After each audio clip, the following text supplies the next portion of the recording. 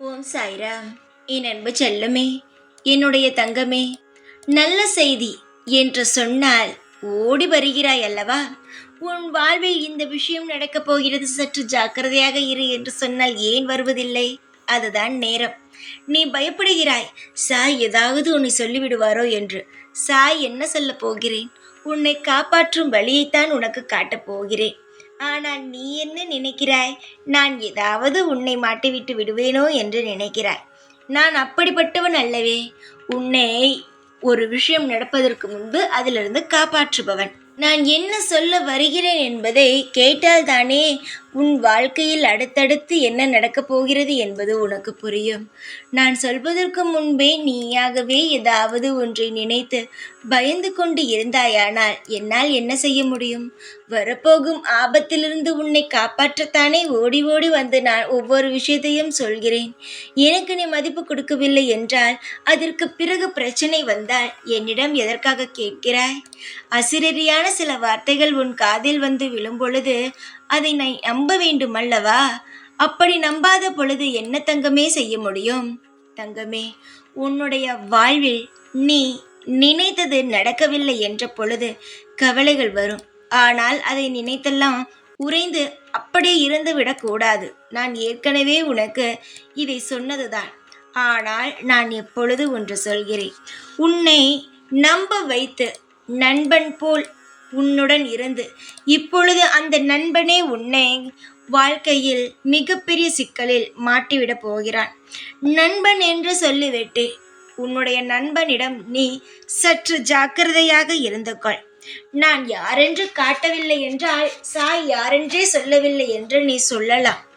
ஆனால் நான் யாரென்று சொல்லிவிட்டேன், எந்த உறவு என்றும் சொல்லிவிட்டேன். அந்த உறவிடம் நீதான் சற்று ஜாக்கிரதையாக இருக்க வேண்டும். நீ செய்ய போகும் விஷயத்தில் அவனுக்கு ஒரு கண். அதாவது நமக்கு வராத யோசனைகள் எல்லாம் இவனுக்கு மட்டும் எப்படி வருகிறது? நாம் ஏதேதோ யோசிக்கிறோம், ஆனால் எல்லா விஷயத்திலும் சொதப்பி விடுகிறோம். ஆனால் இவனுக்கு மட்டும் எப்படி இவ்வளவு பெரிய சிந்தனைகள் எல்லாம் வருகிறது என்று யோசிக்கிறான். யோசித்து உன்னுடைய சிந்தனைகளை அவனுடைய வாழ்க்கைக்குள் போட்டு அவன் வாழ்க்கையில் முன்னேறுகிறான். இது உனக்கு தெரியாத ஒரு உண்மை. நீ நினைத்து பார்த்தாயா? நீ ஒரு விஷயம் உன் நண்பனிடம் சொல்வாய், ஆனால் அந்த நண்பன் அவன் வாழ்க்கையில் அதை செய்து கொண்டிருப்பான். கேட்டால், இது நான் உனக்கு முன்னாடியே செய்து கொண்டு இருந்த ஒரு விஷயம்தான், நீதான் என்னிடம் புதுசாக சொன்னாய் என்று. உன்னுடைய யோசனையை அவன் வாழ்க்கைக்குள் போட்டு அவன் முன்னேறி கொண்டிருக்கிறான். இவ்வளவுதான் வித்தியாசம். ஆக மொத்தம் நீ சொன்ன விஷயத்தை தான் அவன் வாழ்க்கையில் அவன் செய்கிறான்.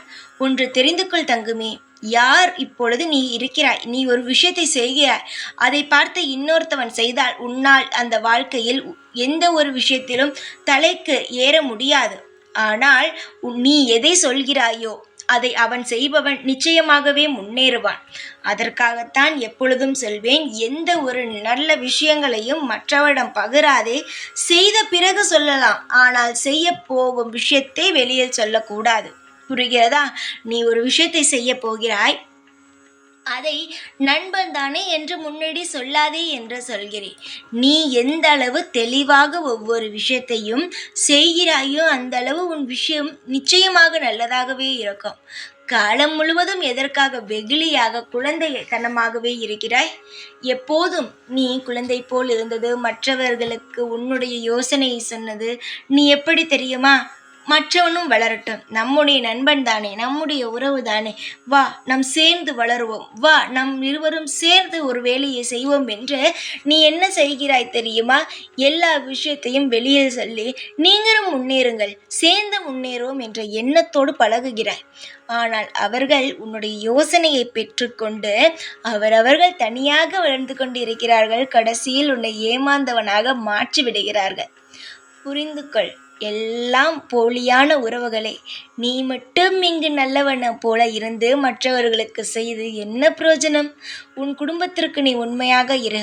மற்றவனுக்கெல்லாம் நீ உண்மையாக இருக்க வேண்டும் என்ற அவசியம் அல்ல. உனக்கு யார் உண்மையாக இருக்கிறார்களோ அவர்களுக்கு மட்டும் உண்மையாக இருந்து நல்லபடியாக வாழ பழகு. துரோகிகளுக்கு உண்மையாக இருந்தால் துரோகத்தை தான் நீ சம்பாதிப்பாயே தவிர நல்ல விஷயத்தை எதையும் சம்பாதிக்க மாட்டாய். கவனத்துடன் இரு, எல்லாம் மாறும் என்ற நம்பிக்கையை எந்நாளும் உன் மனதுக்குள் வைத்துக்கொள். சீக்கிரத்தில் அனைத்து எதிரிகளையும் நான் அடியோடு வேரோடு பிடுங்கி எறிந்து உனக்கான நல்ல காலத்தை உருவாக்கி தருகிறேன். சந்தோஷமாக இரு. எப்பொழுதும் எந்நாளும் இந்த சாயாகிய நான் உன்னுடனேயே இருப்பேன். ஓம் சாய்ராம்.